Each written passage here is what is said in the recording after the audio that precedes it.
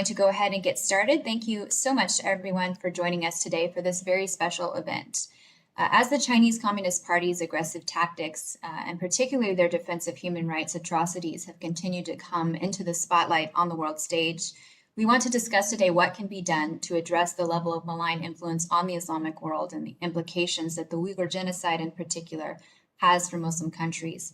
We're very pleased to be celebrating the release of a new book, Menace, China's Colonization of the Islamic World and Uyghur Genocide, by Mr. Abdulhakim Idris, who is here with us today for the event, and to be joined by our other prestigious panelists. With us today, we have Ambassador Andrew Bremberg, Mr. Dolkan Issa, Mr. Nihad Awad, and myself, Julie Millsap of the Campaign for Uyghurs. We're very honored to be co-hosting this event with the Victims of Communism Memorial Foundation and grateful to each of you for coming today to share your insights on these topics. I'd like to start by introducing our first speaker today, Ambassador Andrew Bremberg, who is the President and CEO of the Victims of Communism Memorial Foundation. Previously, Ambassador Bremberg served as the representative of the United States to the Office of the United Nations and other international organizations in Geneva. Ambassador Bremberg has a long history of public service. Prior to his work at the UN, he served as Assistant to the President and Director of the Domestic Policy Council for the Executive Office of the President. He previously served as Policy Advisor and Counsel on nominations for the Office of Senate Majority Leader.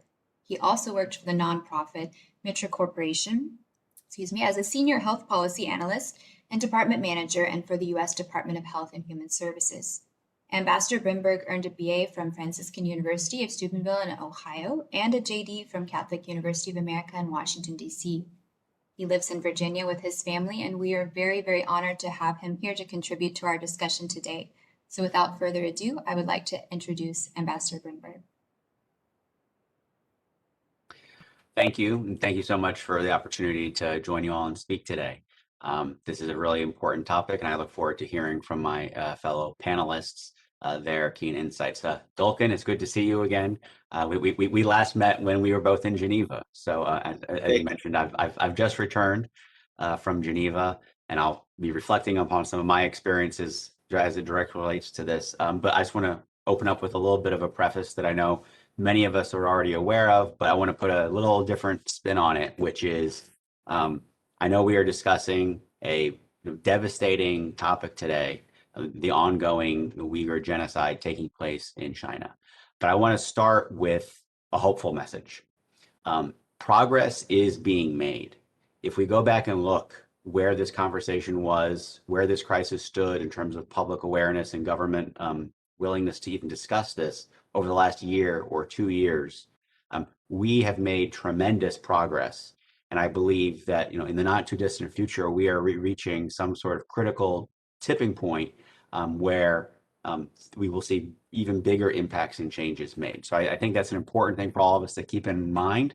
That this can be brutal and devastating to focus on and be downtrodden and not seeing the changes that need to take place. But I do think it's important to keep in mind that we are advancing towards this goal. And I just want to talk about it that just in less than the last year, much of the world is now much more aware of the ongoing genocide taking place by the Chinese Communist Party against Uyghur Muslims and other minorities. These heinous human rights violations and human rights abuses of incarceration of millions, of forced sterilizations, and of forcing individuals into modern day slavery are becoming more broadly broadcast across, not just in the United States, but in other countries around the world. We at Victims of Communism Memorial Foundation are very proud of the work of Dr. Adrian Zenz, who's been our senior China fellow here just in the last year. Which all of you are aware, I know, but his groundbreaking report in December 2020 that really led to the U.S. government's actions on a total ban on cotton and tomatoes coming in from Xinjiang.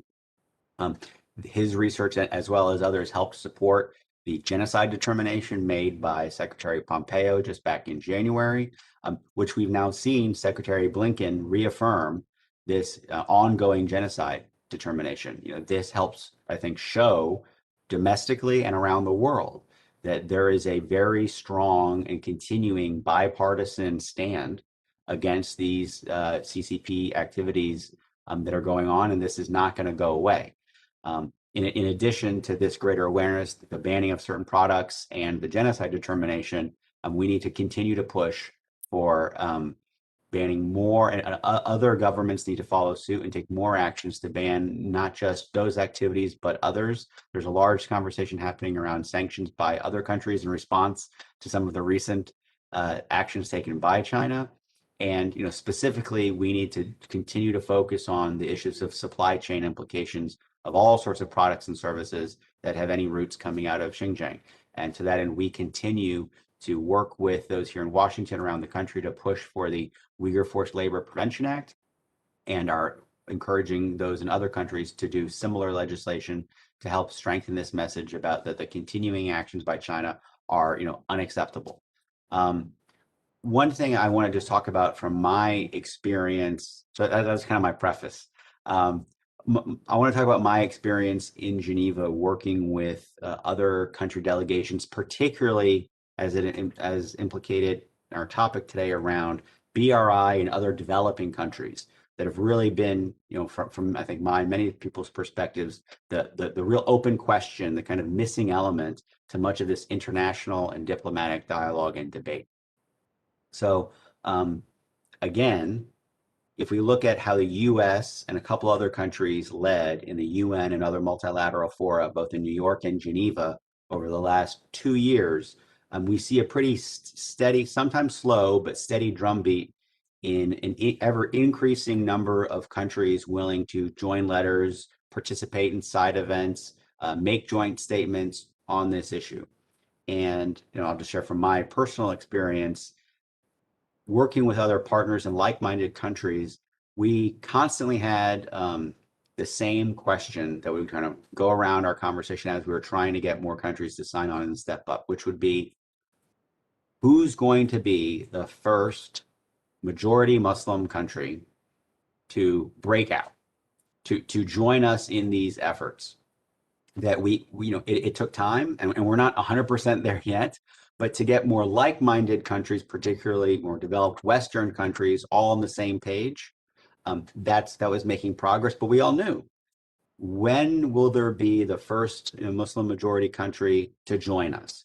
And that every time we would do a letter or a side event or a statement, we knew China would be right behind us with their own letter, that they were going to have mostly, or if not mostly, a huge contingent of Muslim majority countries signing letters saying, oh, we think everything's fine.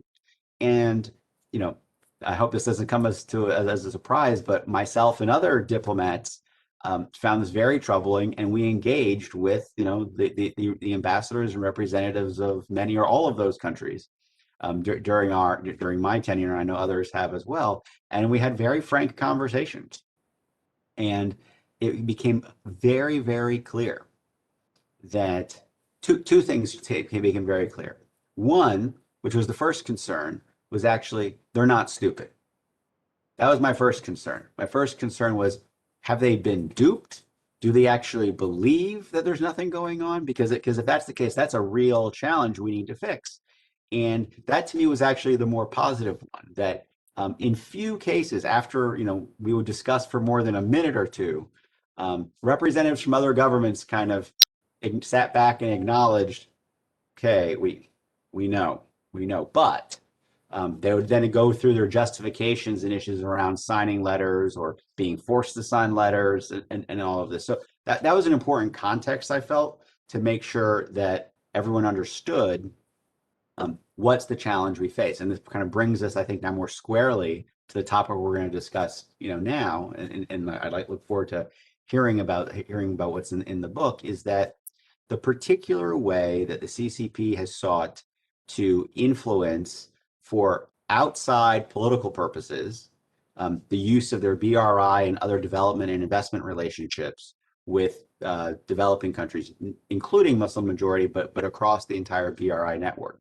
And the way they've done so, I have to say, very effectively, to tie their continued aid, support, and cooperation to political alignment with the regime on a multitude of issues, One specifically absolutely is around their defensive posture on issues related to Xinjiang and the ongoing genocide. But it wasn't exclusive to that. We saw it in other multilateral and UN activities where China would use that as a enticement or a threat over the heads of other countries to get them to either join them or refrain from criticizing on other issues as well. But I think perhaps in my experience there, one of the most pervasive was around the issues of Xinjiang. Obviously, in Geneva, you have the Human Rights Council, you have the Office of the High Commissioner for Human Rights, who I'm happy, I feel fine saying I spoke with many times about the ongoing genocide in Xinjiang. And while I think over the course of the last year, we can objectively see there has been some, maybe minimal progress made by that office in speaking about this issue, it is completely insufficient. And in my mind, is probably the single greatest failure of that office happening today or any time over the course of the last year has been its virtual silence and capitulating to how China has sought to frame the issue.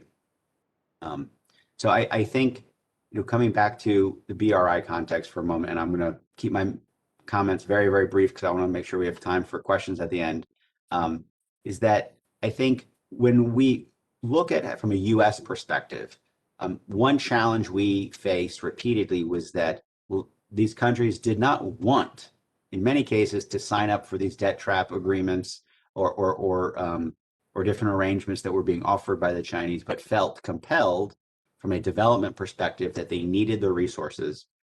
And I can share, I had some very interesting diplomatic conversations with many of my colleagues. The most interesting one was when another ambassador from a developing country whose country is not involved in BRI, basically chastised a fellow ambassador saying, you're basically selling your sovereignty for cheap. And it's a terrible mistake, and we won't do it, and you shouldn't be doing it either. So I thought that was very interesting to see that cross diplomatic dialogue going on.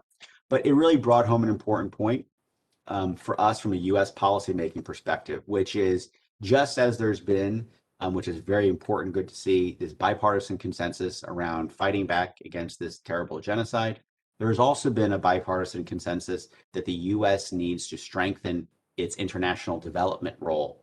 And we've seen important actions just over the course of the last year around increased outreach by USAID, the complete, the modernization of the Export-Import Bank, and in terms of changing some of the policies enabled there. And then most significantly, basically the completely rewriting and creation of the Development Finance Corporation that has billions of dollars of development aid available that we're going to be looking at strategically putting into place to directly counteract much of this BRI outreach, which hopefully will not just enable these other countries to preserve their own sovereignty, to develop in a more holistic and consistent way without debt traps and all of this, but also equally as importantly as it relates to this topic, to be freed of the type of political threats and intimidation that keeps these countries from being able to speak the truth. So as I said, I wanted to be brief. I look forward to the questions as we go through, and I'll stop for now. Thank you so much, Ambassador Bamberg, for those remarks. Incredibly insightful. I'm sure this is going to spark a lot of questions towards the end of our time. So just to remind everyone and reset again, if you do have questions that come up as our esteemed panelists are making their remarks, you are welcome to share those in the chat. We will be saving those for the end of our time. Or you can use the raise hand function as we come to the question and answer session. With that, I would like to introduce our next panelist, Mr. Nihad Awad, the Executive Director and co-founder of the Council on American Islamic Relations, known as CARE, which is the largest Muslim civil rights and advocacy organization in the United States. He has served on the Civil Rights Advisory Panel to the White House Commission on Aviation Safety and Security, among many other prestigious positions, and in 2001 has testified before both houses of the U.S. Congress on issues concerning the Muslim community. He is widely recognized as being one of the world's most influential Muslim leaders and is cited annually in the Arabian Business Power 100 and the world's 500 most influential Muslims list. He is considered an authoritative voice for Muslim issues and is frequently interviewed on national and international media such as CNN, BBC, PBS, and many, many more. In addition to his position at CARE, he is also a passionate community organizer and works often with leaders and organizations to promote positive relations among people of diverse faith communities. In 2021, he was named one of Washington's most influential people in civil rights and criminal justice by the Washingtonian. And we are very, very privileged to have him here with us today to share his perspective on what's happening. Without further ado, it is my great honor to introduce Mr. Nihad Awad. Thank you very much. Good morning to everyone, and Assalamu alaikum, and Ramadan Mubarak to those who are observing the holy month of the fasting, the month of Ramadan.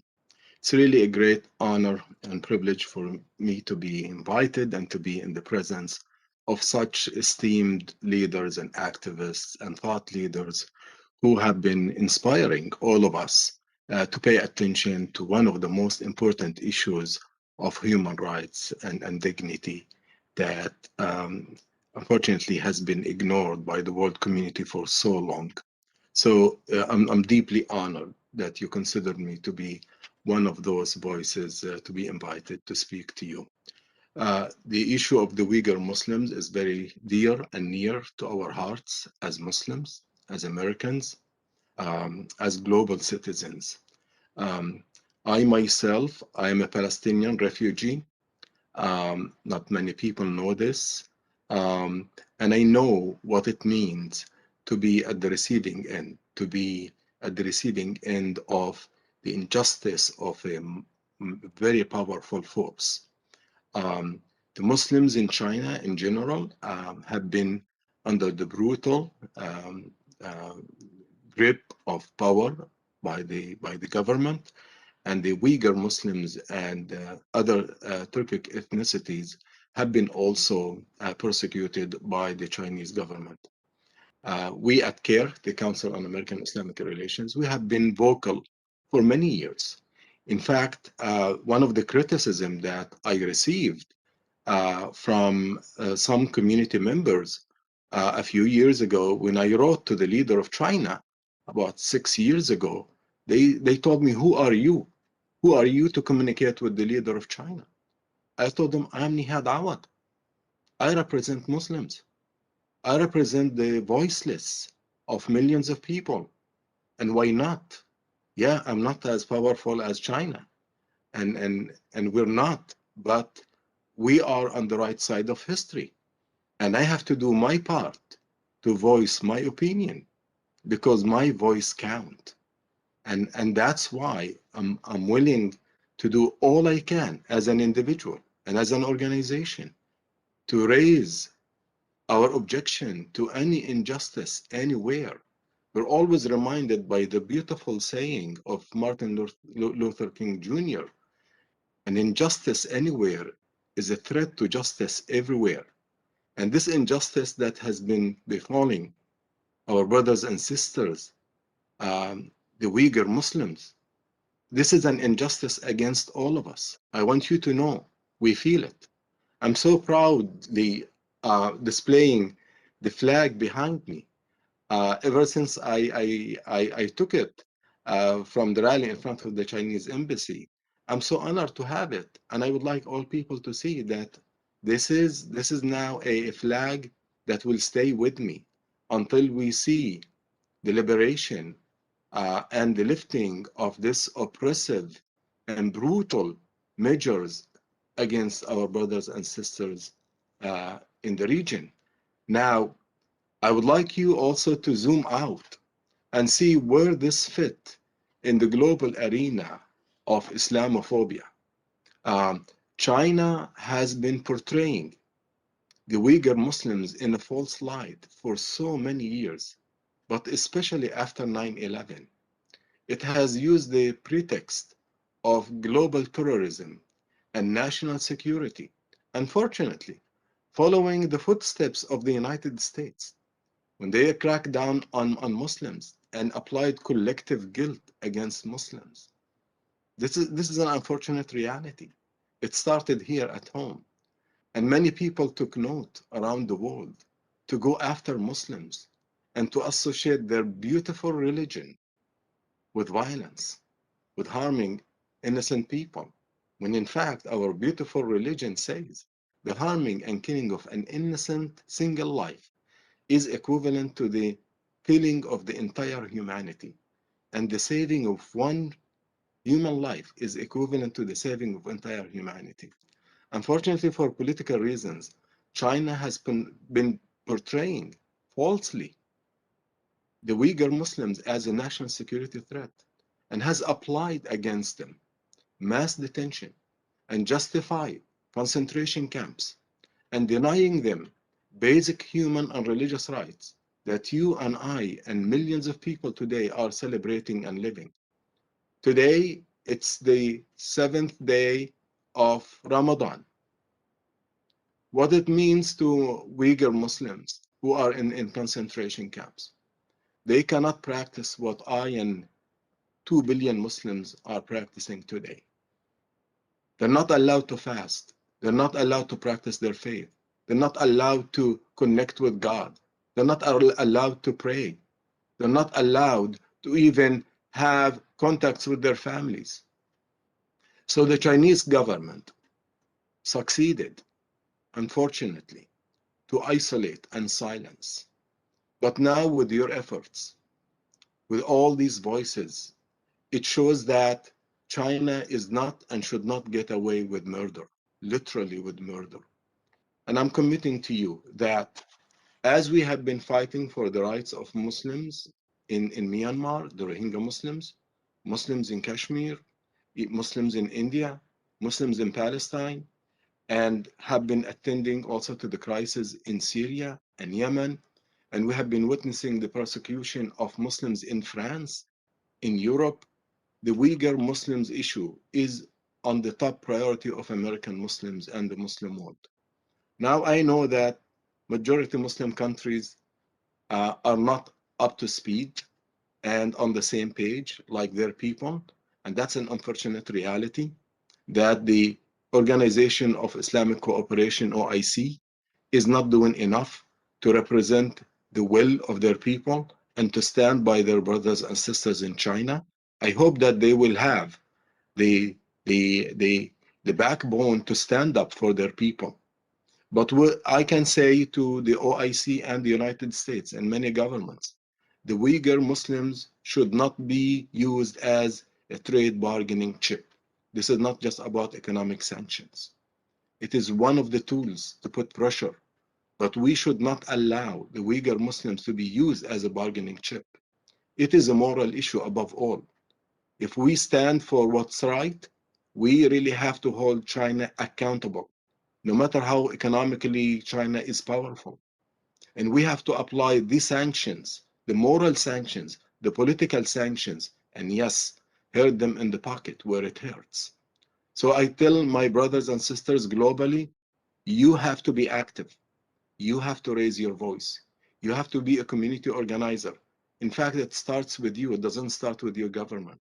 Your government, including the US, will turn a blind eye unless you take the issue as a personal issue and you organize locally and you pass local legislation at the city and state and federal level.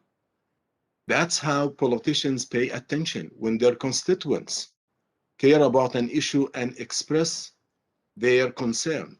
Then they start to reflect your concern. Start locally, organize.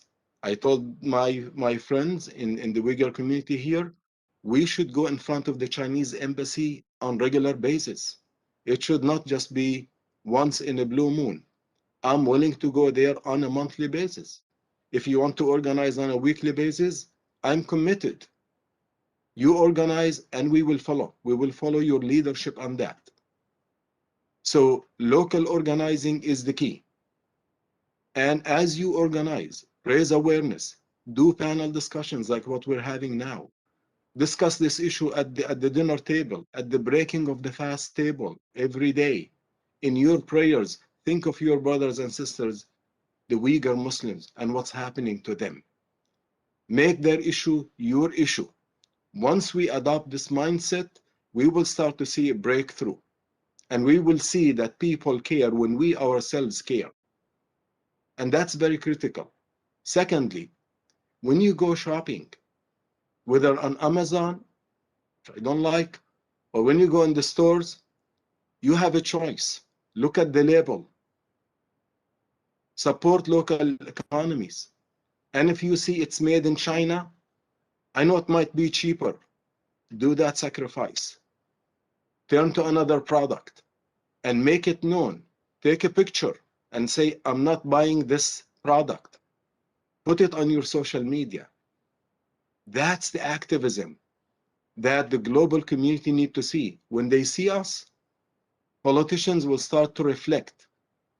And that is really the world consumer population. That's the one that really put pressure and ended apartheid. Governments in the US, in Europe, including Britain, they were reluctant to support the boycott against apartheid South Africa. But when people took to the streets, to the markets, and they put that pressure, then decades later, those afraid and reluctant governments started to reflect the will of the people, and the apartheid regime in Africa had to cease.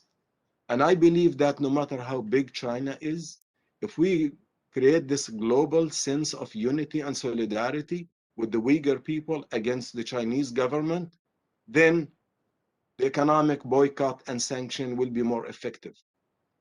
To be specific, in the Congress, we are working to pass the legislation against the concentration camps and the Chinese Labor Force Act. That is an important step. So I'm telling you that I'm here to support you. You just let me know how we can help, but rest assured that you have a friend in me, in CARE and the Muslim community and the global Muslim community. Thank you so much for those wonderful and very moving remarks and for sharing your perspective with us. Nihat. It is my great privilege to introduce our next panelist following these wonderful remarks, Mr. Dolkun Issa. Dolkun Issa is the president of the World Uyghur Congress and vice president of the Unrepresented Nations and Peoples Organization, UNPO. He was the former student leader of pro-democracy demonstrations at Xinjiang University in 1988 and founded the Student Science and Culture Union at the university in 1987, working on programs to eliminate illiteracy, promote science, and lead other students in East Turkestan. He was then dismissed from university. After enduring persecution from the Chinese government, he fled China in 1994 and sought asylum in Europe, becoming a citizen of Germany in 2006. He has since been presenting Uyghur human rights issues to the UN Human Rights Council, European Parliament, European governments, and international human rights organizations. He's worked to mobilize the Uyghur diaspora community to collectively advocate for their rights and the rights of the Uyghurs in East Turkestan. He might be considered indeed the leader of the Uyghur people, and we are very, very privileged to have him with us today. It is my great pleasure to introduce Mr. Dolkun Issa. Well, thank you very much, Julia, for your wonderful introductions.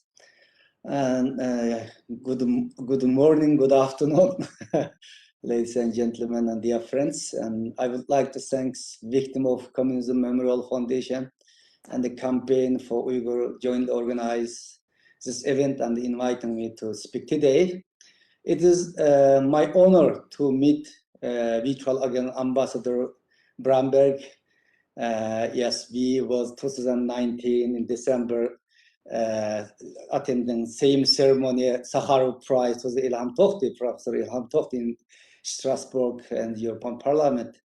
And in 2020 we met again and in the US ambassador mission in the Geneva. Mr. Ambassador here really helped and support the Uyghur issue during his term.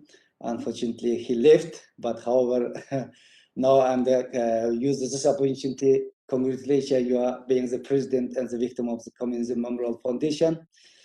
This event is more meaningful to me than other event I have attended. There is two reasons. First, Victim of Communism Memorial Foundation was first organization to recognize my peaceful and freedom struggle to the right Uyghur people. So Victim of Memorial Foundation President me Human Rights Award with the ceremony on the Capitol Hill 2016, 30th of March. So this is the award. Can you see this? Yes. I hang it in my my office all the time. So this is my great privilege. And that time, my name was still on the Interpol red notes. I was still blamed as a terrorist. You know, Chinese government protest, U.S. government, and also Victim of Communism Memorial Foundation to stop this ceremony. Even Chinese embassy personally visit State Department to ask to stop this ceremony, and even ask, don't let me to enter United States. But Communism Memorial Foundation give me such an honor that time, and also this is the same days Chinese President Xi Jinping visit DC that time, 30th of March. So that's why I really, the Communism Memorial Foundation is, for me, is very meaningful. And the second reason, my dear brother, friends, colleague, Abdulhakim's book, Menace, was published and introduced. And today, he will introduce his book and also talking on this. I'm so proud. I'm really proud of my friends. Abdulhakim writes this book and publish in very timely. To be honestly, I haven't yet read this book because I got this book just yesterday. But however, I quick look at the menu today, and I also talked with him contents of this book a couple of days ago, and I can say this book may be first book about the Uyghur genocide. So I'm really proud. My friend, my colleague, writes this book, and why I and Abdulhakim, we have worked long together, long way, you know, and write for my people. I believe we will continue fight together. We have still long way. I believe we can success together. I have been activist for the Uyghur right and the freedom more than over the 35 years.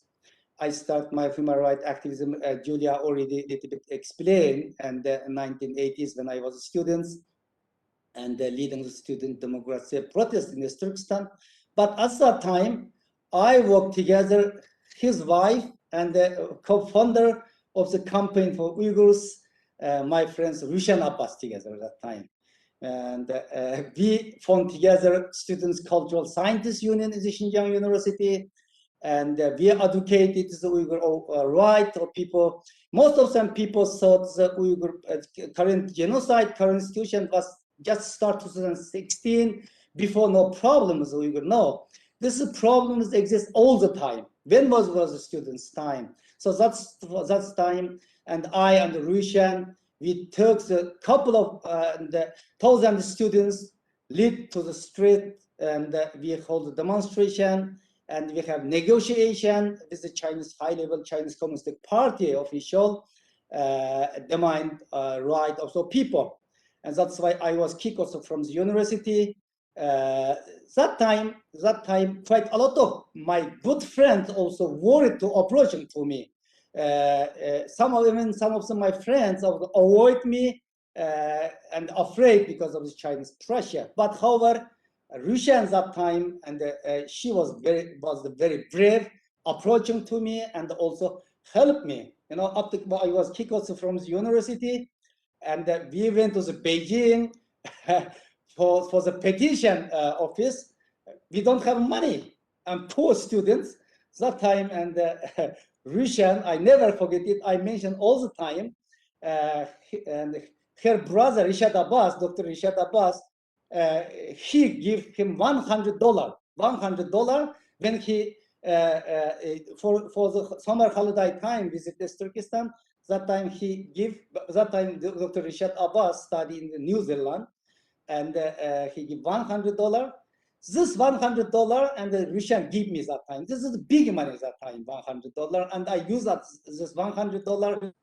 I made a trip to Beijing. I made some high-level Chinese Communist Party official, and at least we submitted the petition.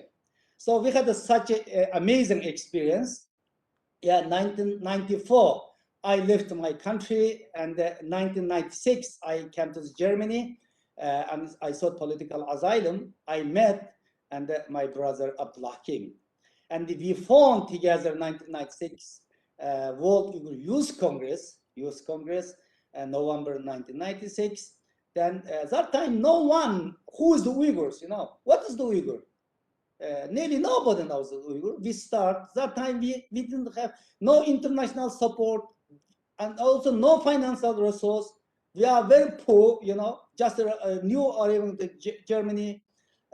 We don't have a passport, but we start our activism that time. And we driving to the Geneva for attendance of Human Rights Council, Human Rights Committee section. And whole the night we're driving. We don't have money staying in the hotel. We don't have money and staying in the hotel shower. We just drive whole the night and sleeping on the car, washing our face, and in the gas petrol station.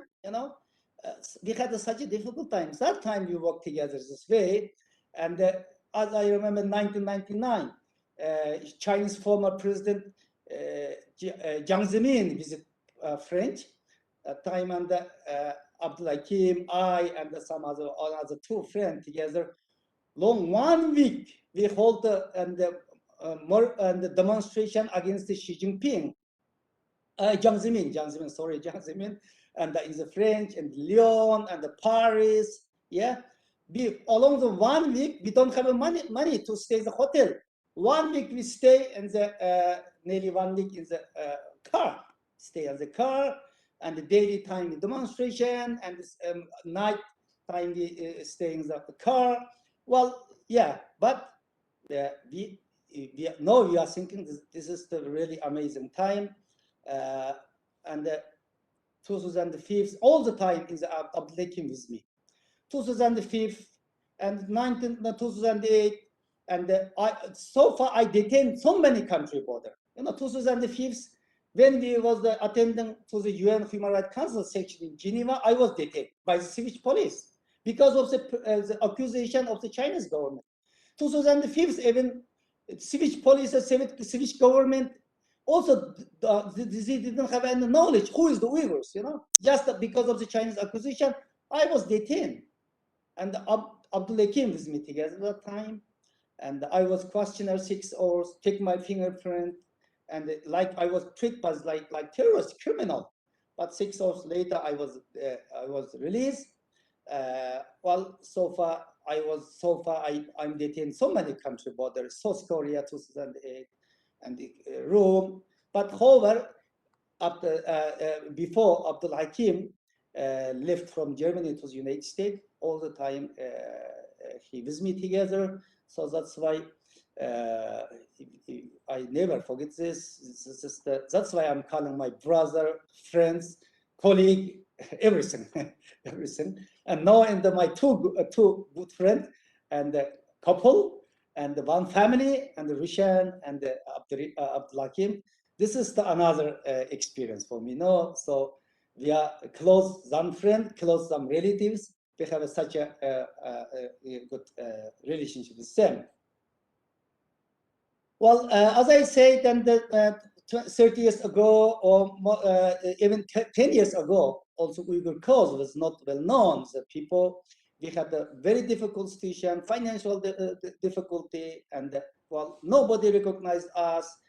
We detained. Even 2006, when I was in Washington, I was detained Washington Dallas airport, and I was sent back to Germany. I didn't let enter to Washington as well. But we have never stopped all right. And finally, I got a visa to the United States. So far, I travel a lot. Even I got Human Rights Prize in the Capitol Hill. This is the things. So, but however, as I say, this atrocities, this genocidal policy, Chinese government was not new issue. 35 years ago, when my students' time was exists, but just the level was different. 35 years ago, 30 years ago, at least we had the right to went to street. We hold a demonstration, and the Chinese Communist Party on the other side of the table, we were the other side of the table. We discuss, you know, we can raise our willingness. At least they listen to us, but no, it is impossible. 2009, same demonstration was happening. Same demonstration was happening, but result is a big difference.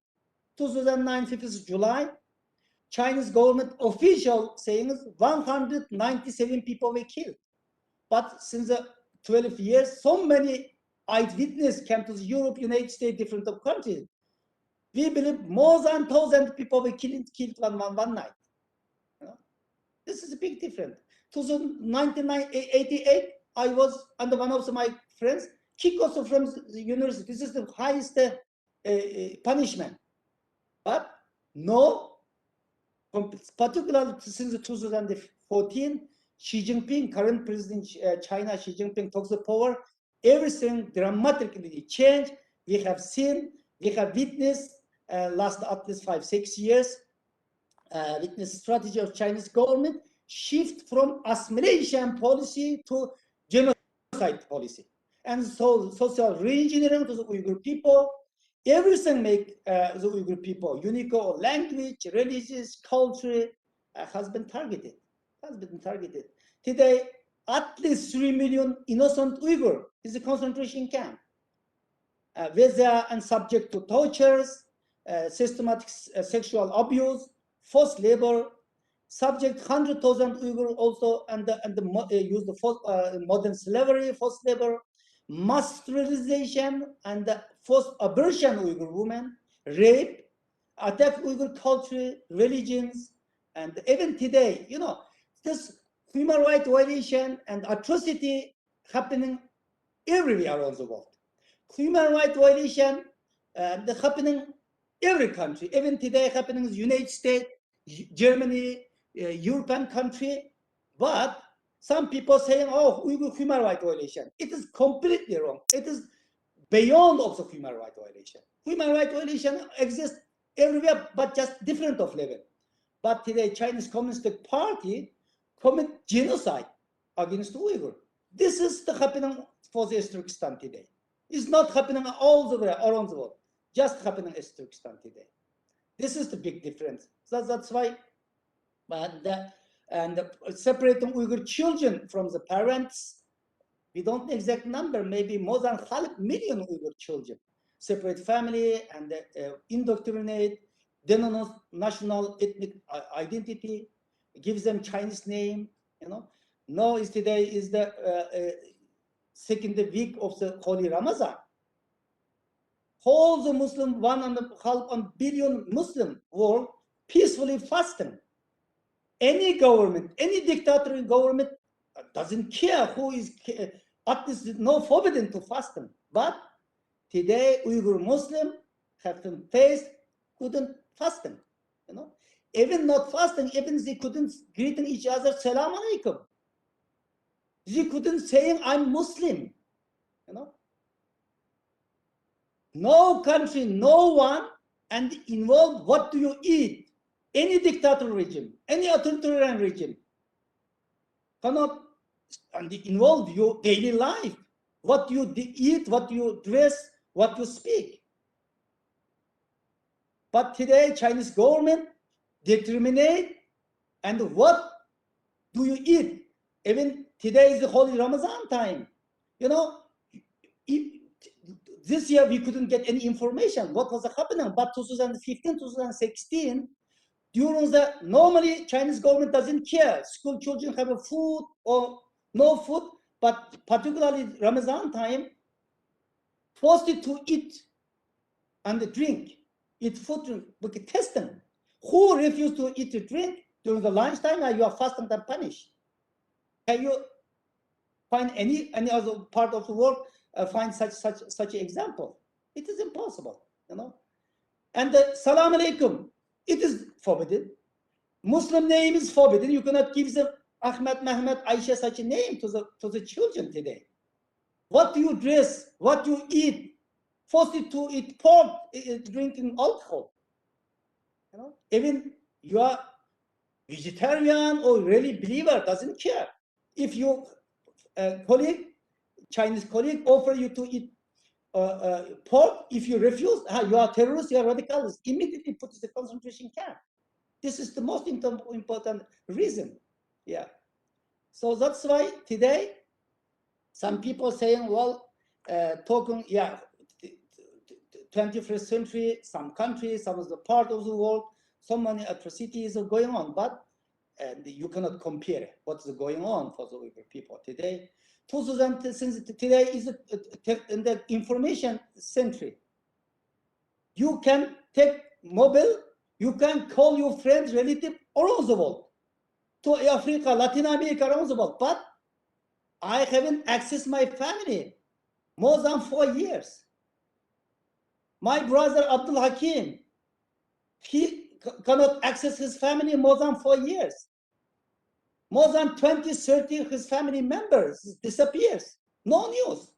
Same situation with me. Just we got very heartbreaking news. Since 2017, I lost contact with my family member. But first heartbreaking news, I learned from the Chinese media, some of the media, my mother died. This is the first heartbreaking news. She died, she was 78 years old, and a retired woman, she died one of the concentration camp. Because of my mother, because of she is Uyghurs, ethnicity. Then last year, 2020, I got second heartbreaking news, my father died. I learned this news from the Chinese media, Global Times. Still, I don't have an idea when he was passed away, in the concentration camp, hospital, because of the age, because of health, because of the touch. I don't know. I have no idea. This is the situation today. All the Uyghur who live in exile have the same situation, you know. But unfortunately, this world and the reaction, international reaction is very slow, very slow. This atrocities start 2016, more than 5 years, not single resolution for the Human Rights, United Nations Human Rights Council. Not single urgent section happening by the UN Human Rights Council. Not single statement was saying by the Secretary General of the United Nations. Look. You can Q. Well, okay, maybe I owe my time is past. So that's why it is a time, breaking silence. We thank US government, first country to really take concrete action, and the former administration and the current administration also very involved with this. Finally, European Union also jointly sanctioned Chinese Communist Party high-level official last. This is a good step, but it's not good enough. Not good enough. Should be transatlantic cooperation must be needed. No, there's a whole world stand together and take concrete action. And this is the only way to stop this atrocity.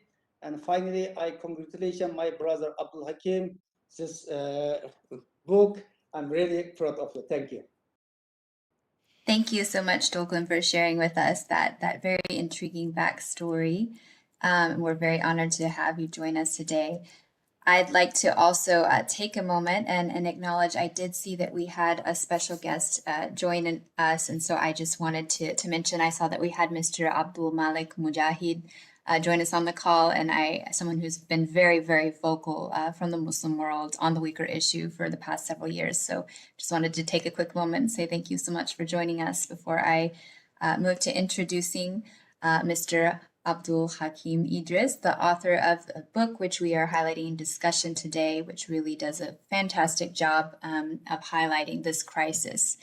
And to give some background, Mr. Abdulhakim Idris was born in Khotan city in East Turkestan and was educated in Islamic religious studies and Arabic language at the underground Islamic schools in Khotan before leaving his hometown in 1986 to study Islam in Egypt's Al-Azhar University.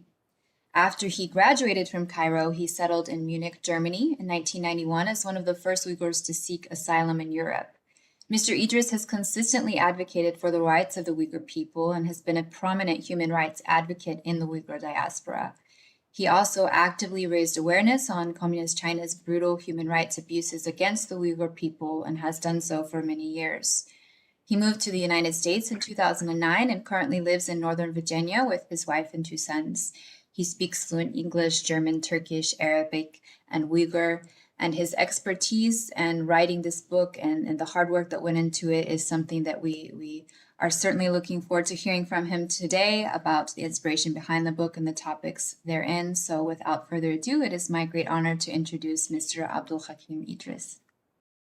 Thank you, Julie. First of all, I will thank Ambassador Bramberg for his support on Uyghur cause relentlessly. And I want to thank brother and Ustaz, Mr. Nahat Awad. Your support for us, very important. And inshallah, we will work together to end this genocide. And I want to especially thank for my president, my brother, my friend, Tulkun Isa.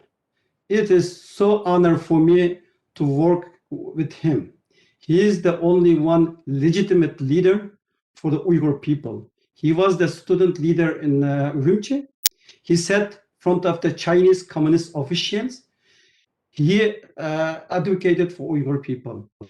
And inshallah, we will work together and bring this atrocity to end and go to home together and live in peace, inshallah. I want to thank Victim of Communism Memorial Foundation and the Campaign for Uyghurs for organizing this event. As a distinguished guest before me stated, a genocide is taking place in East Turkestan, and the whole world is watching. Writing my book, my goal was to deliver a sober warning. Not only are millions of people facing a grave threat to their very existence, but as the future of the free world is at stake. The free world will see the danger posed by the CCP better only when the factories are closed, their people are unemployed, when the number of the people expelled from their media for writing an article opposed to China increases, when the freedom of speech of people begins to disappear.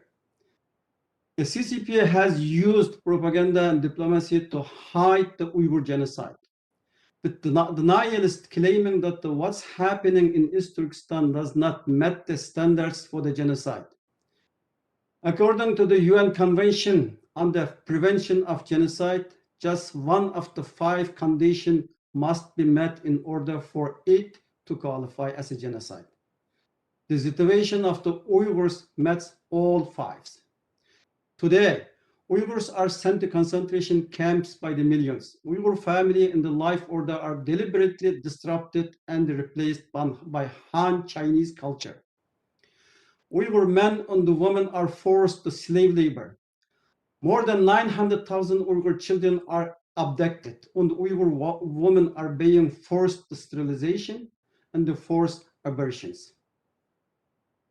How we got to this moment and what we must to do escape it is the subject of my book. I try to gather hundreds of years of history on just a few hundred pages.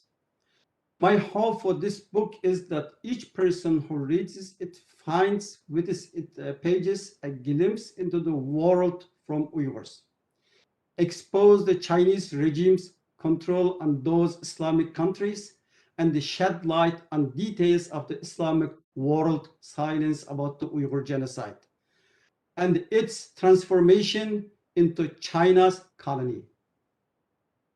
With our unique Uyghur perspective gained from living through Chinese colonization and experiencing their brutality, we can accurately warn against the dangers of the CCP. Beijing used its despotic power to determine what is wrong and right. They control our past, our present, our future. They try to choose how long we live and when we die. If the world wants to know what the world looked like under Chinese domination, they can find it right now in East Turkestan. Immediately following the 1949 invasion, Beijing began a policy of assimilation that aimed to dilute the population of the Uyghurs by moving Han Chinese to the interregion. The CCP understand that the presence of the unified cultural ethnic group presents a significant threat to their expansion of power, and thus such it must be destroyed. While facing demographic threats, Uyghurs have also faced near persistent threat to their civil liberties. During the Flower Campaign of 1956, for example, criticism of political parties was first encouraged and then criminalized. Students, teachers, and intellectuals were all targeted as enemies of the state, and the thousands were sent to labor camps, planting the seeds for this coming genocide.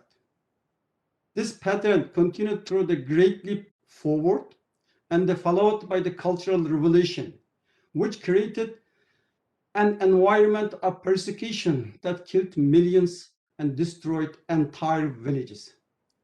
Islam as a faith was targeted. Places of worship were destroyed. The extent of this destruction was extraordinary, and over 90% of mosques were demolished. The city of Kashgar, which had once been home to 107 mosques, was left with just 2. There was a period during the 1980s when the CCP regime seemingly tolerated the Uyghur people. This period began in 1979 when the Soviet Union invited East Turkestan's neighbor, Afghanistan. While the USSR was backing Vietnam in a war against China, China stuck between two fronts and had to temporarily tolerate the Uyghurs to study their own language and publish Uyghur books, build mosques, and take part in cultural studies. Even it allowed Uyghurs movement in the mid-80s to keep them happy and avoid influence of the USSR and the Uyghurs. However, this so-called golden period gradually disappeared with the withdrawal of the Soviet Union from Afghanistan in 1989. The Tiananmen massacre that took place that same year showed the Chinese Communist Party was never in favor of human rights and democracy. Currently, as we can see, that the international public cannot take a firm stance against extermination attempts and the genocide of the people of East Turkestan through its ongoing trade and economic deals with China. The silence of the Muslim majority countries and its transformation into a satellite of the Beijing regime is truly shameful. The Chinese Communist parties want to bring the world under its despotic regime. For this purpose, it has been developing systematic and sophisticated projects. Every year, thousands of Chinese have been educated abroad, especially in technology and industry. Likewise, before the CCP took power, many intellectuals, businessmen, scientists, and the capital fled to the surrounding countries before the establishment of the PRC in October 1949. However, after the 1980s, they returned to China with promises of immunity. After Chinese admission of the World Trade Organization in 2000, it started to apply the free market economy system more effectively. And in a short time, it became the factory of the world with cheap labor. As a result of these important steps, the giant factory that produced counterfeit goods for a period turned into a country that produced its own aircrafts, missiles, internet, and electric cars.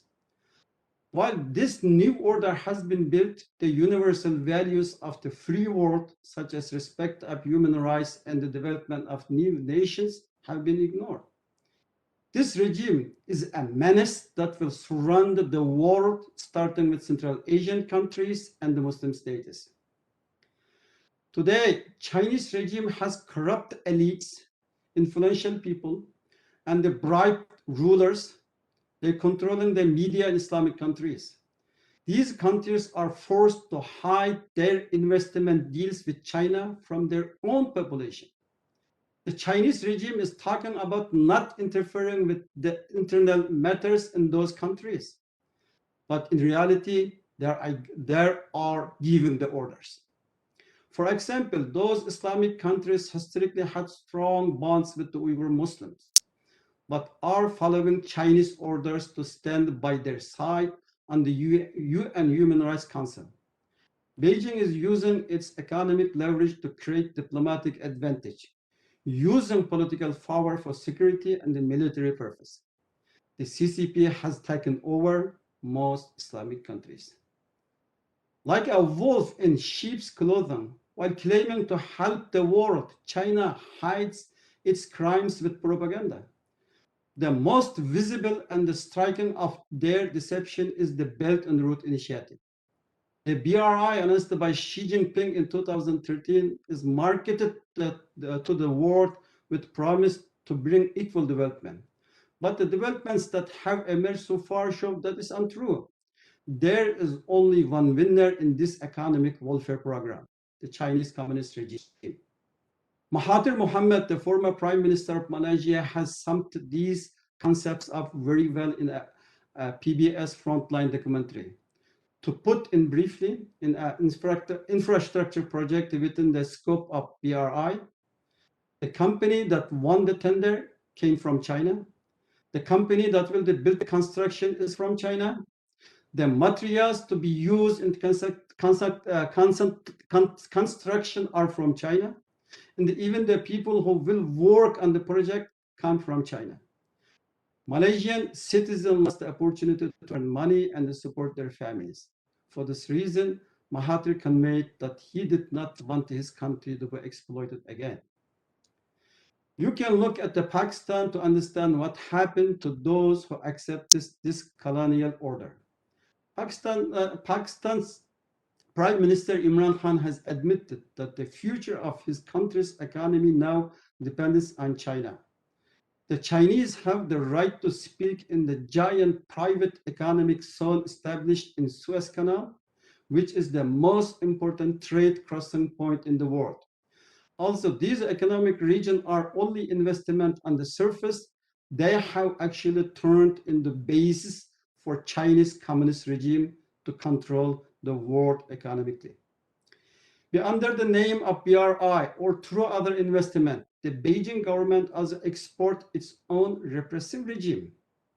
The first target of this regime export is the Central Asian and Islamic countries. Where is the significant part of their governments are authoritarian. The Chinese communist regime turns the rulers of authoritarian regime into satellite rulers for Beijing. These rulers are making billions at the cost of their own Muslim people. While Chinese communist regime waging an open war against the religion of Islam, calling religion is the opium and the mental disease, banning the daily prayers of Muslims, banning traditional Muslim names, and attempting to rewrite the Holy Quran. In this war of extinction initiated by the communist regime against believers, Muslim leaders chose to forget their faith and side with Xi Jinping. These who not to believe in the lies of CCP are targeted through Beijing and its extensions. The academics and scholars are immediately dismissed from their universities and forbidden from teaching at another university. If they are company manager or companies that they trade with directly or indirectly, apply an embargo. If they are journalists, the media, they work to terminate them for fear of decreasing advertisement revenues. A person working in the state can be dismissed immediately. The reason why the new colonial policies of Chinese communist regime are being effectively in the Islamic world is also due to the chaotic order that Muslim countries have passed through for the decades. Due to the wars and the tension in Middle East and Afghanistan for years, the breakdown of the relations between the people and the rulers in the event that started with the Arab Spring, and the Chinese regime's relentless effort to spreading disinformation, Muslim majority countries have been exploited easily, and the authoritarian leaders have been drawn into China's orbit. The plight of religious leaders and the scholars, Egypt, Saudi Arabia, and Iran, are deplorable. They cannot see that what is happening in East Turkestan today will emerge in Pakistan, in every Muslim majority country. The people in the Muslim world must walk to this reality that now a threat will from the East. The crisis at the hand is deeply personal to me. 4 years ago, almost exactly, I had what might be my last conversation with my mother. My brother has been sentenced to over 20 years in one of the camps. My sister have vanished as well. The door to my family's home has been sealed shut, I'm told. This caused me a pain that struck me deep in my soul and knows no end. I know that I shall embrace my mother and my family once more, whether that be in this the next life or this one is not up to me alone. It is up to us. It is up to humanity, to the world.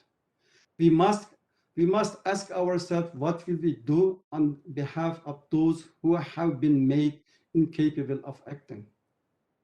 What will we say on behalf of those who cannot speak?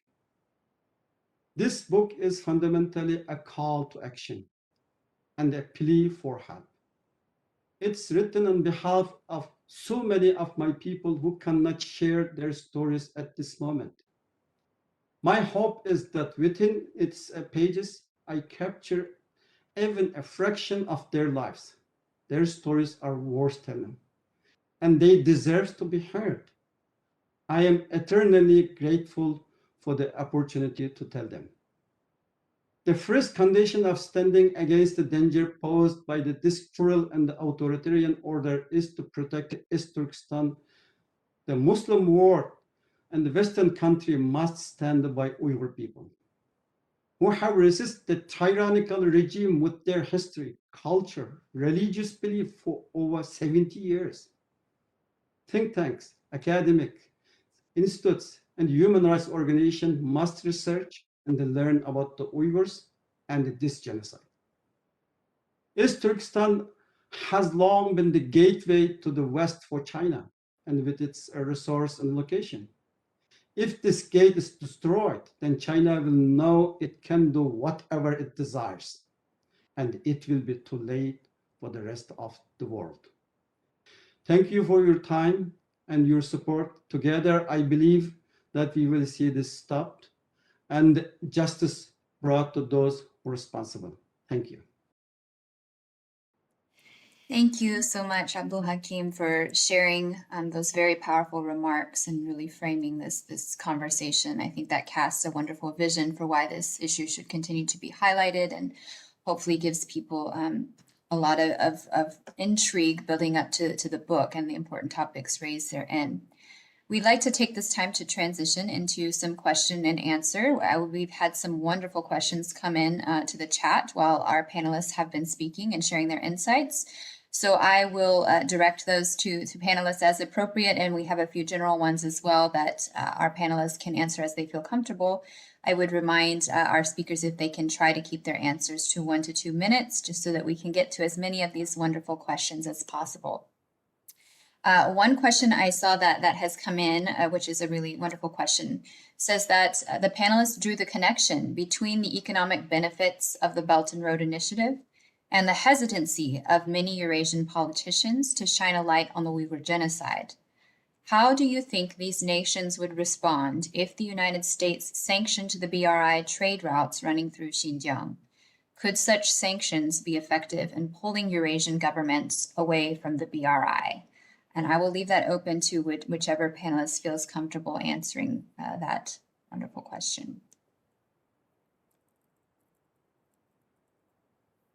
Perhaps we can start with, I'm go happy ahead, just to Ambassador. jump, but could you just rephrase part of it? Is it about sanctioning BRI economic activity that has a tie to Xinjiang, or all BRI Yes. activity? The question is phrased BRI trade routes running through Xinjiang. So effectively BRI trade that has ties to Xinjiang, yes. Well, I mean, I'll just start, and this is my personal opinion. I previously was working for the government, but not anymore. But I mean, I think those types of ever increasing elements and sanctions or restrictions and limitations on economic activity tied to Xinjiang, I think will increase over time. And I think those impacts will have impacts not only on behavior by U.S. consumers, which I think is really important to raise awareness and about. I know several of my panelists already talked about this, but also on other countries, including BRI countries. So I think that's going to be an important tool that the U.S. will use from a policymaking perspective going forward. I also think this is a slightly different topic, but I'll just share that the labor practices that China is engaged in many of these BRI countries do not comport with normal standard labor law, labor protections. One of my issues when I was in Geneva under my mandate is the International Labor Organization. It is an important UN body based in Geneva that is a convention and treaty-based body around providing labor protections. China has, there is a case going through ILO today vis-a-vis China and China's domestic labor abuse. But a question that I was in discussion with lots of other diplomats about was whether or not any of China's abusive labor practices in other BRI countries would be brought forward to the ILO as cases. So I think that's an important space for us to watch and work on as we become aware of labor abuses in other countries. And this will be complicated because what it will likely look like are the failure of another BRI country to protect its own citizens and businesses or labor organizations in their own country from unfair or unethical Chinese labor practices happening in that country. And what we need to do is work with those groups and help them bring cases in effect against their own country, but really about the violations by the Chinese through the ILO process. So I think that's another area where we should be looking at using the ILO and other UN multilateral fora to really present this core human rights challenge, particularly when we're looking at the impact on BRI countries. Fantastic, very insightful. Thank you so much, Ambassador Brimberg. We did have a question that came in for Nihad. This question is asking, as China tries to wipe out the Uyghurs, perhaps it's because even China knows that East Turkestan was occupied and eventually maybe freed. So how is this something that we could bring, highlighting this messaging into the United States political spectrum? Is that something that should be pursued? Kind of a twofold question.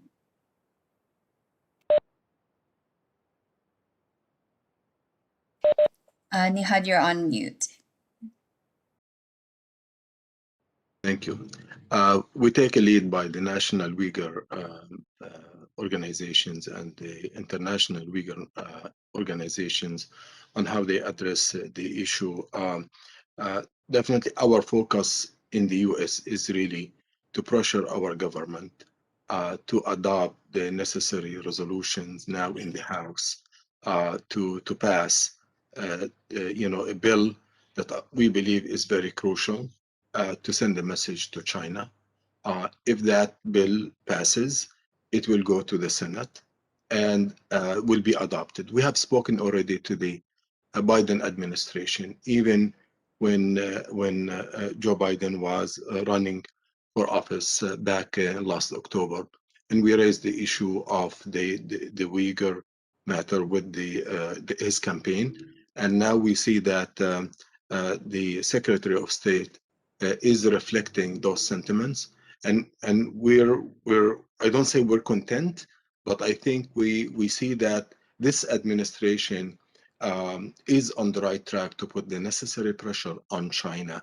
In terms of the territorial issue there, I'm not an expert on it, so I will just defer to my brothers and sisters from the Uyghur community to tell us how they feel. As you know, exactly when someone asks someone else about how do they feel about, for example, what the Palestinians want from the resolution between the Israeli and Palestinians, they will always defer to the Palestinian movement and leaders, how they would like, and they take lead from there.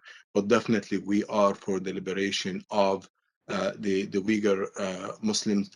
But the first and most important thing is really to lift this brutal genocidal campaign against them, to let them breathe, to let them practice their freedom to express themselves. As my distinguished speakers already say, basic human rights are missing. Let these people breathe, let them live a basic human life that other people are living. Then I think the bigger issues definitely can be discussed. Right now, the Uyghur Muslims are in concentration camps. They don't have their freedoms. Let them get their freedom, and I believe the other political issues definitely can be considered and worked on. But right now, the priority is freedom for the Uyghur people. Thank you so much.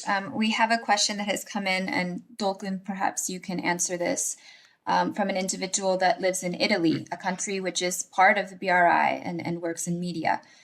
So this person says, I'm very vocal on the BRI issue, but of course, national and international politics dwarf me. Are there any practical tips, Dolkin, from yourself or anyone else who'd like to chime in from the panelists on the best way to call for general attention on the BRI issue, particular to Italy?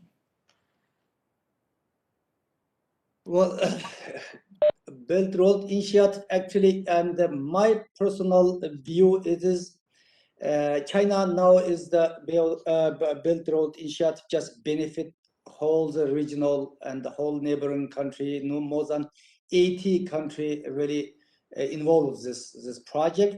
Actually, my view, Belt Road Initiative of the Xi Jinping's project, territorial expanded project.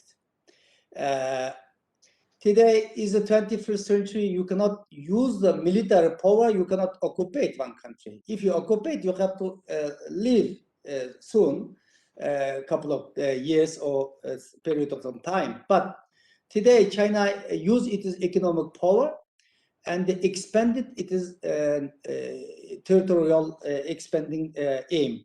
We have seen China uses this Belt Road Initiative, give a loan to neighboring country, Kazakhstan, Kyrgyzstan, and Tajikistan.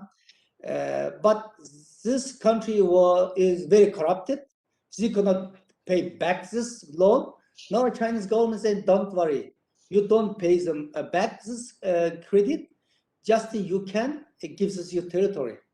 We have witnesses. Tajikistan already and they give more than 100,000 square kilometer territory to China, and the same thing was happening in Kazakhstan, Kyrgyzstan. But 2018 mass demonstration was happening. Then and with the reaction for the Kazakhstan people, then stopped it. And now is Pakistan and the CPEC, China-Pakistan Economic Corridor, one of the important part of this project. This 3,800 kilometer way from Kashgar, start from Kashgar to the Gwarda, $46 billion project.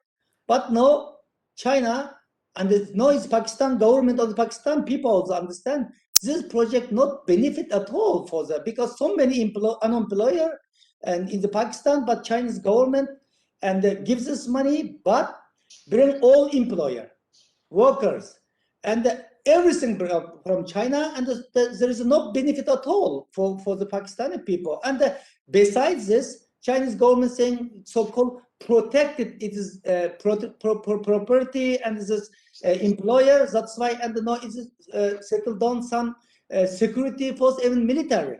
Gilgit Pakistan, more than 12,000, and the Chinese military already Pakistan territory. So this is just example. Now it's Italy is the one of the part of this Belt Road Initiative, but I don't think so. After this pandemic, COVID, then in the genocide was happening for the Uyghurs today, and the last EU sanction, and the Italian also part of this sanction. 27 countries signed and joined this sanction Chinese government. No, and I believe in the Italian government.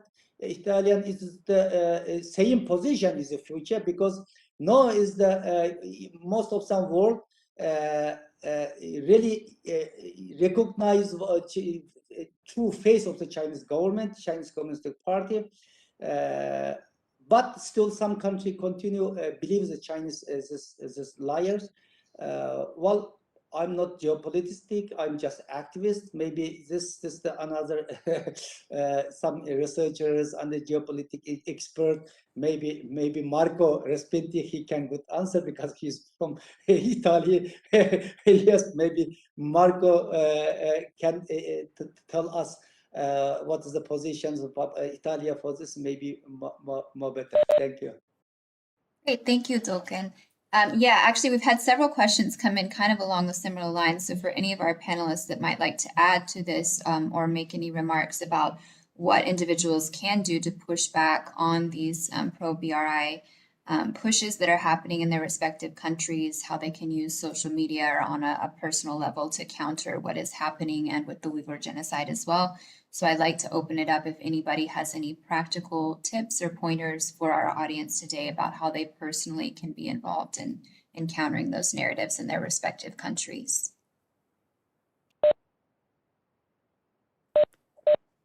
And actually, I'll transition by him asking Mr. Abdulhakim Idris a question that I think may actually help with answering some of that, which is, would you mind telling us about writing the book and what your obligation, your motivation that you felt in terms of warning Muslim countries and expanding this beyond just the Uyghur issue? What was some of the motivation for that? Hakim, if you wouldn't mind sharing with us.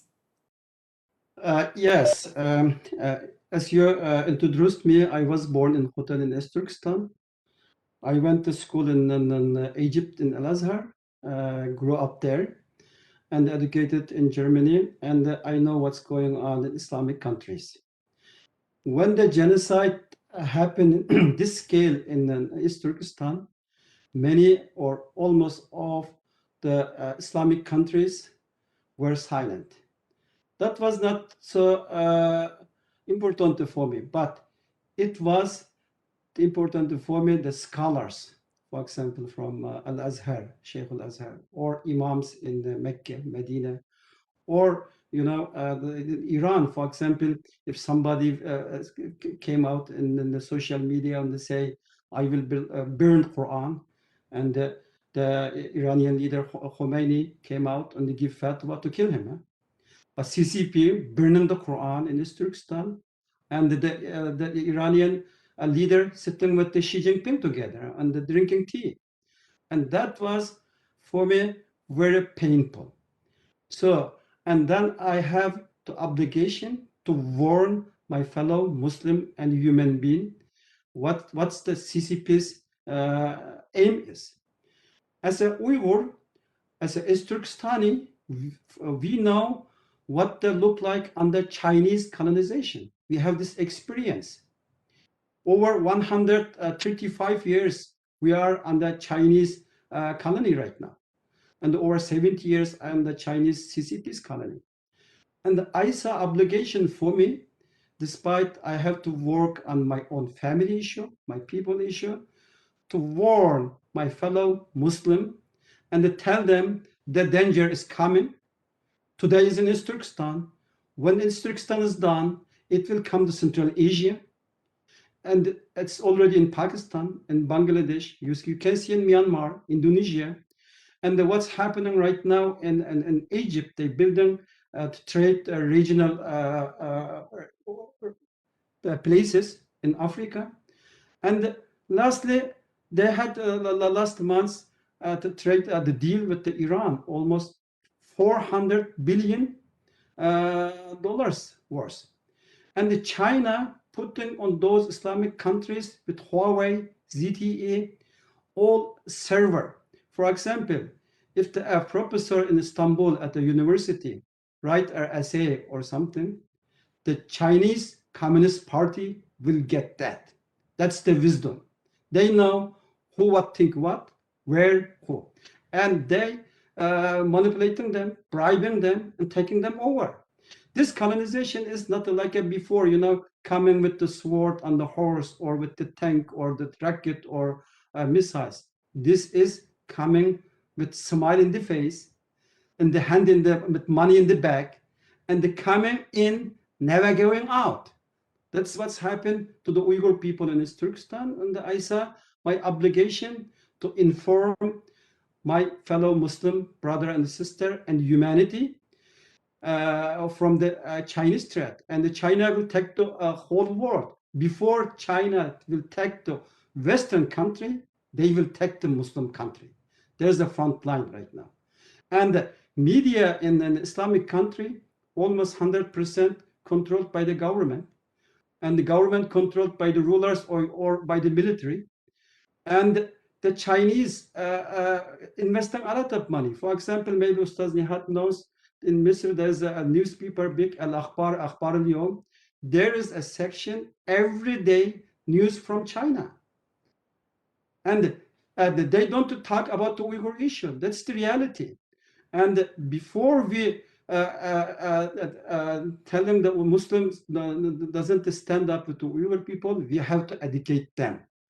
How can we go in the Islamic country?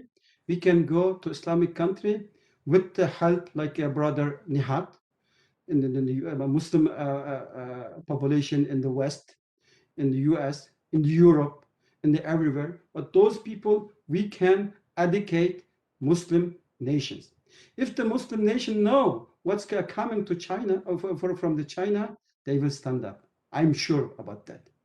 That was my purpose to write this book. Thank you. Thank you so much, Hakeem. We only have a couple minutes left, so I did want to open it up to all of our panelists who might like to make remarks along the same lines about what can we do? What are some things that we would ask those listening today to do to actively engage on combating these issues?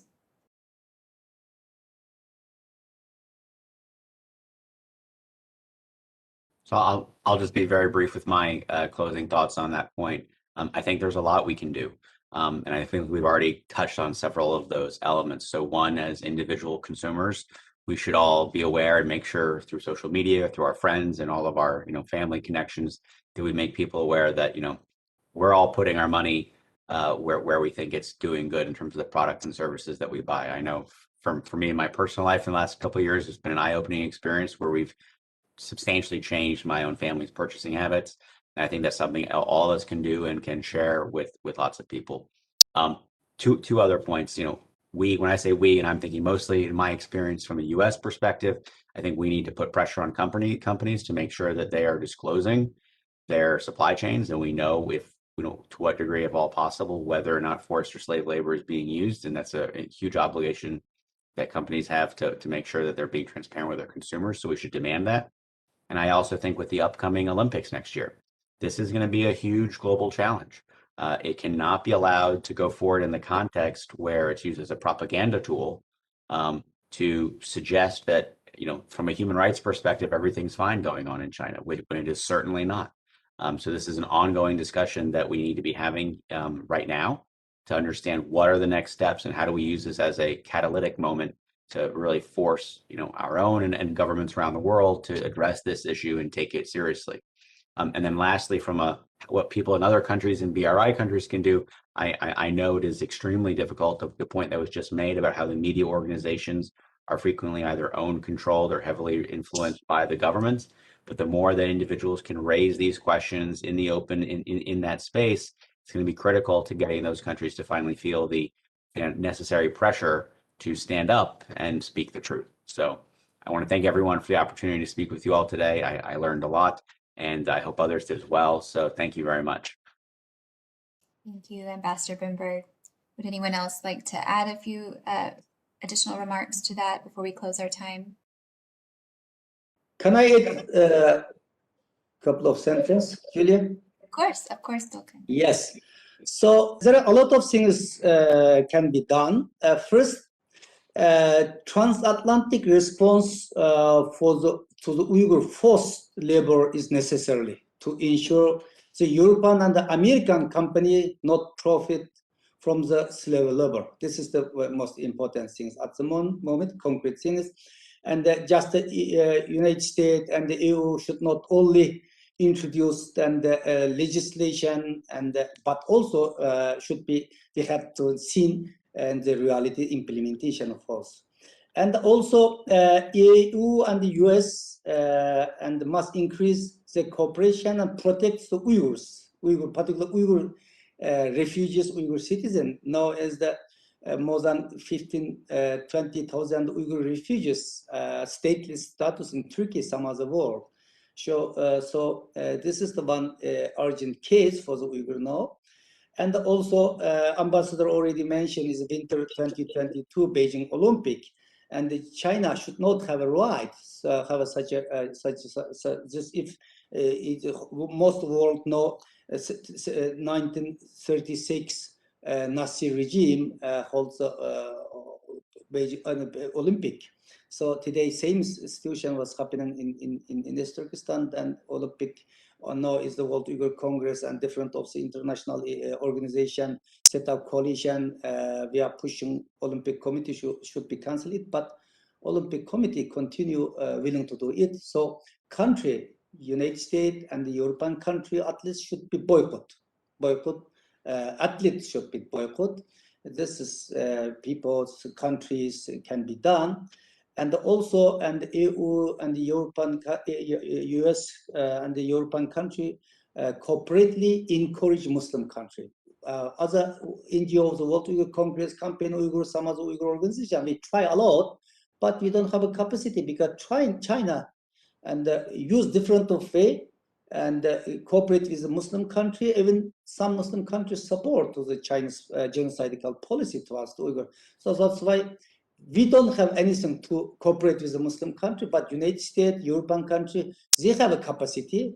Encourage and cooperate should be warning them should not be complicity of this genocide. Yeah, this is my message. Thank you. Thank you so much, Dolkan. Well, I'd like to close our time today by asking Mr. Abdulhakim Idris if he would make a final remark and just let us know where we can get a copy of the book. And thank you to each one of our panelists for taking the time to be with us today and to share their wisdom, and for each of our attendees for your interest and attention to this very important topic. So, Mr. Idris? Yes, thank you for giving me this opportunity. You can have it in Amazon as a hardcover copy or Kindle version. And please give your honest response on the Amazon. Maybe it will help me with the stars. Thank you so much. Thank you, everyone. Well, this recording will be made available on the Campaign for Uyghurs YouTube channel at a later date, so you can review all of the topics discussed therein. I want to once again thank Mr. Dolkan Issa, Mr. Nihad Awad, Ambassador Andrew Brimberg, and Mr. Abdulhakim Idris for taking the time to share with us today, and we look forward to our next event.